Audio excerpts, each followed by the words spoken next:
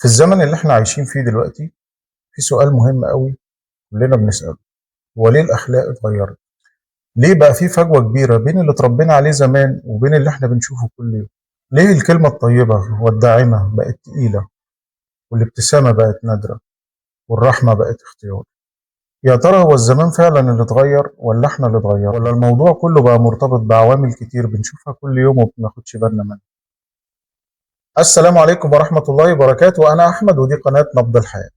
في الأول حابب أوضح إن الفيديو ده إن شاء الله هيكون الجزء الأول من سلسلة فيديوهات هنتكلم فيها عن التربية والقيم والأخلاق في مجتمعنا الحديث، وكل فيديو إن شاء الله هيكون قائم على بحث علمي ودراسات حديثة في التربية وعلم النفس، بالإضافة إلى دعمها بالدلائل القرآنية والأحاديث النبوية لتأكيد مدى أهمية الأخلاق والقيم في مجتمعنا وحياتنا اليومية. نسأل الله أن ينفعني وإياكم بها وينفع البشرية جميعا وأن يجعلها في موازين حسناتنا.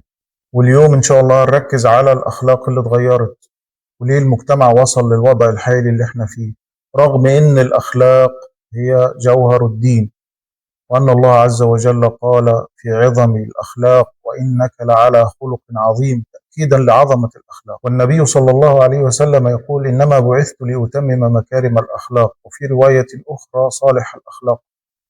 ومع كل التغيرات اللي حصلت في حياتنا والتكنولوجيا والسرعه، طبيعي نسال نفسنا سؤال: هل التقدم التكنولوجي والروتين اليومي أثروا على أخلاقنا؟ في الحقيقة بعد البحث الدراسات الحديثة أثبتت أن التكنولوجيا والروتين اليومي له دور كبير في تغيير حياتنا وأخلاقنا، وده اللي إن شاء الله هنشرحه في الجزء الأول. أول حاجة هنتكلم عليها النهاردة إن في الوقت الحالي كل حاجة بقت سريعة، في أخبار جديدة، في ترندات، حولت العقل من التفكير السليم الهادي إلى ردة فعل. ووسائل التواصل الحديثة غيرت شكل تواصلنا مع الآخرين ومع القيم الأساسية، وبقى الإنسان بيركز على النتيجة أكثر من تركيزه على الوسيلة، والإنسان بقى بيفكر أقل ويتأثر أكتر، وده خلى الأخلاق تتهز وتتحول واحدة واحدة من قيم وأخلاق ثابتة لسلوك لحظي وحسب المزاج. وتاني حاجة السوشيال ميديا مع الوقت، ورغم انه قصير ورغم ان هي مفيدة في بعض الجوانب، الا انها مش بس غيرت هويته وخلت الانسان يسعى وكل همه انه يظهر مش انه يكون، وخلت القيمة بقت مربوطة بعدد المشاهدات مش باللي في القلب، وده بيخالف الاصل واللي ربنا خلقنا وامرنا بيه. روى مسلم عن ابي هريرة ان النبي صلى الله عليه وسلم قال: ان الله لا ينظر الى صوركم والوانكم ولكن ينظر الى قلوبكم واعمالكم. وبالتالي نفهم ان القلب لما يتشوه الاخلاق لازم تتأثر. ثالث حاجة ان التربية كمان اتغيرت، وبقت التربية معلومة مش قدوة، بقت اوامر مش حكايات حقيقية، بقت مواعظ من غير تطبيق، والاباء خدتهم مشاغل الحياة.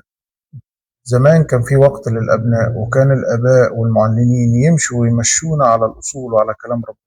اما دلوقتي الطفل بيكبر ويتعلم من محتوى عشوائي، مش من حقيقة أو من قصة حقيقية أو من كتاب الله أو السنة أو العلماء.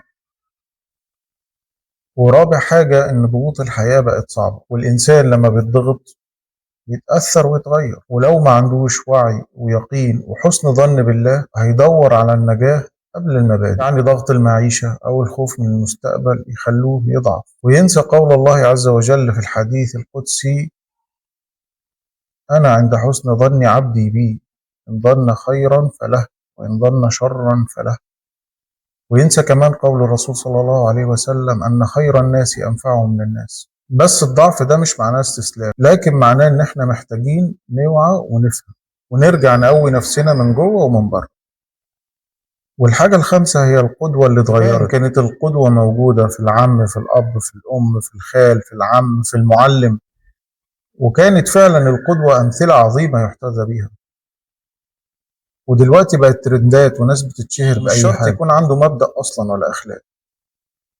ونسينا قدوتنا، ونسينا أن أجمل قدوة هو نبينا صلى الله عليه وسلم، اللي ربنا قال عنه في سورة الأحزاب: لقد كان لكم في رسول الله أسوة حسنة لمن كان يرجو الله واليوم الآخر وذكر الله كثيرا. الخلاصة أن الأخلاق ما اتغيرتش لوحدها، إحنا اللي سمحنا للعالم ياخدنا بعيد عنها واحدة واحدة.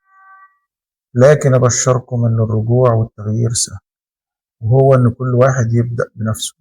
وتأكد أن لما يكون عندك مبدأ صحيح وأنك تكون قدوة حسنة، ممكن تغير، بل أكيد هتغير في اللي حواليك أكثر مما تتخيل. ولازم تخصص كل يوم حتى لو دقيقة راجع وتقيم فيها تصرفاتك اليومية، ودي أول خطوة لاستعادة القيم.